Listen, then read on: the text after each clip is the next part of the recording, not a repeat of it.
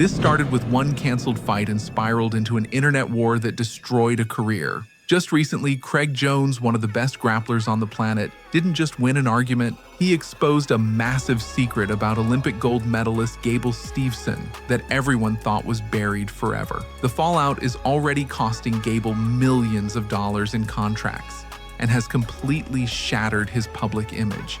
If you thought the first bit of drama was crazy, you have not seen anything yet. This story just took a nosedive, and there is no coming back from it. The spark that lit the fuse. The Craig Jones Invitational 2 was supposed to be the biggest grappling match of the year, the one where an Olympic wrestling legend, Gable Steveson, would finally prove he could hang with Craig Jones, a submission wizard. The hype was insane, and promo videos got tens of millions of views. Everyone was ready for this epic showdown. Then, just days before the fight, poof, Gable's team pulled him out, saying he hurt his toe. What's that quote? Never attribute to malice that which can adequately be explained by stupidity. I think that therein lies the problem. I will say that his management did try to book him for a dirty boxing match 2 days before the event, which really started to concern me that they thought that was a great idea and really showed the value they had for our event. But again, held out hope that he would be a good human being and a man of his word, because like turf toe, obviously turf toe is going to suck, especially in wrestling. Like, it'd be very difficult to compete under those conditions. But at the end of the day, it's grappling. At the end of the day, no one expected Gable to win. You know, I kind of felt like we knew what was going to happen there. Like, I could have leg locked him at any moment. Like when we'd spoke about the match previous, we'd spoken about it going in there with a friendly, fun, grow the sport sort of energy, not just like, there was no intent to submit this man in 15 seconds, nor was there any intent from his end to break my spine. But do I think he ever really intended to do the match? Yes. A few days later, Gable dropped a bombshell that sent a shockwave through the fight world. Yeah, that match was, we came about in February. Match was gonna happen. You know, we met up a few times. Everything was all good. Long story short, couple funky stipulations around there that we didn't agree upon. They wanted to keep it. I got turf toe and wasn't there. No, there was a look in the eye of saying, hey, I'm gonna retire after this match. I don't wanna take this loss. Can you do this for me? I personally did not have any ill intention with pulling out of this match. You know, my foot, like, what do you want me to do? Do you want me to go out there and just limp around and not look good for anybody and make sure everything just runs down a hill that it doesn't need to be run down? I stayed quiet because I'm a man. You know, I'm not gonna go out there and speak bad about somebody because something's wrong or something didn't go my way. I look at things in a different way. Maybe he doesn't because he hasn't accomplished anything in his field. He's lost to Gordon Ryan about 3-4 times. His team, the B team, won the Craig Jones Invitational, but probably shouldn't have. So that's a weird thing too. So I think he's got a lot more digging than worrying about me. He made it sound like Jones wanted to fix the match so he wouldn't lose before he retired. This clip was like a digital grenade, and it exploded overnight. So what did Craig Jones do when he woke up to all this drama? He probably thought, okay, we're doing this the hard way. The message was savage. Why would I pay you to lose when you can't even beat me? Fans immediately started taking sides. The internet turned into a war of memes, but at this point, it was just an IG fight, nothing more. But then Craig remembered something he had saved. An old police report from a Minnesota database, just waiting for the perfect moment to come out. The game had completely changed. The receipts folder.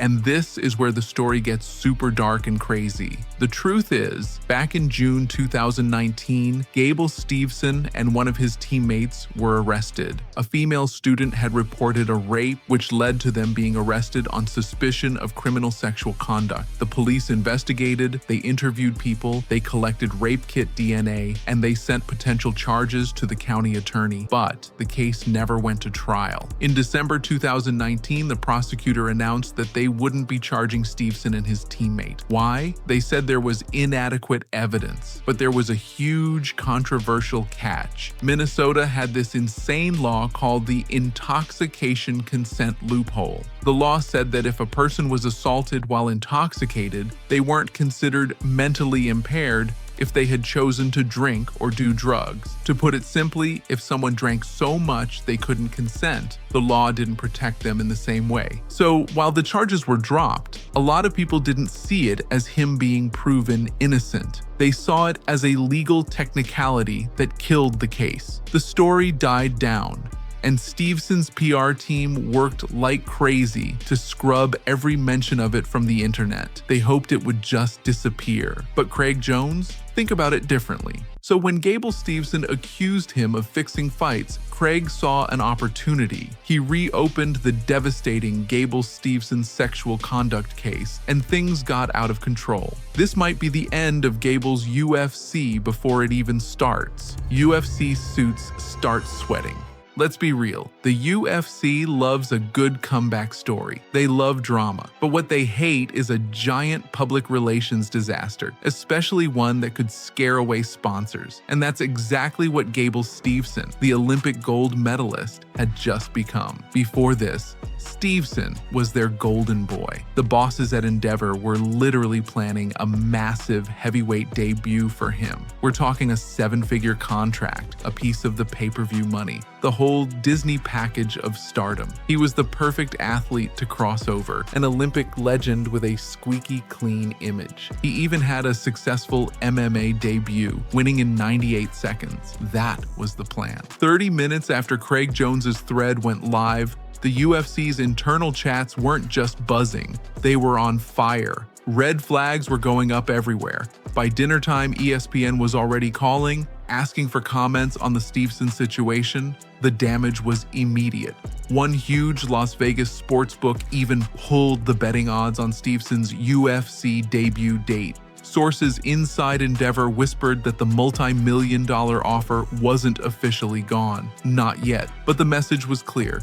No contract would be signed until they did their due diligence. Translation? They're stalling. They're waiting to see how bad the public reaction is, and it's not looking good. Monster Energy, a massive sponsor, had already started to back away. You can't sell energy drinks to teenagers when your biggest athlete's name is now tied to the phrase dropped sexual assault charge. A brand is everything, and Steveson's just took a catastrophic hit. The Jon Jones and Gordon Ryan shadow. To make this whole thing even crazier, guess who Gable Steveson trains with? The most controversial crew in all of combat sports. Jon Jones, the UFC heavyweight champ, and Gordon Ryan, the king of grappling. Now, Gable is part of that team in Albuquerque, and this is a team that Craig Jones absolutely hates.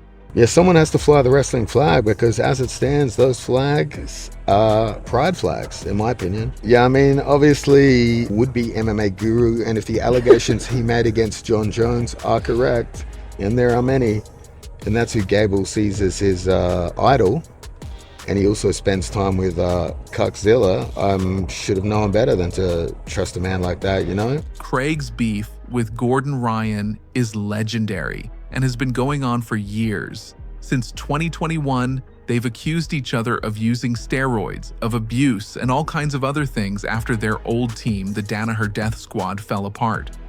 Craig's favorite thing to say about Ryan is, Gordon's so fake he needs an IV just to keep his personality hydrated. He's accused Ryan of being poison to their old team. Their rivalry is personal and full of bad blood. So when Craig Jones drags Steveson, he's not just attacking one person, he's launching a proxy war against Gordon and Jon's whole team. Fans are literally calling it proxy warfare. The media is calling it content gold.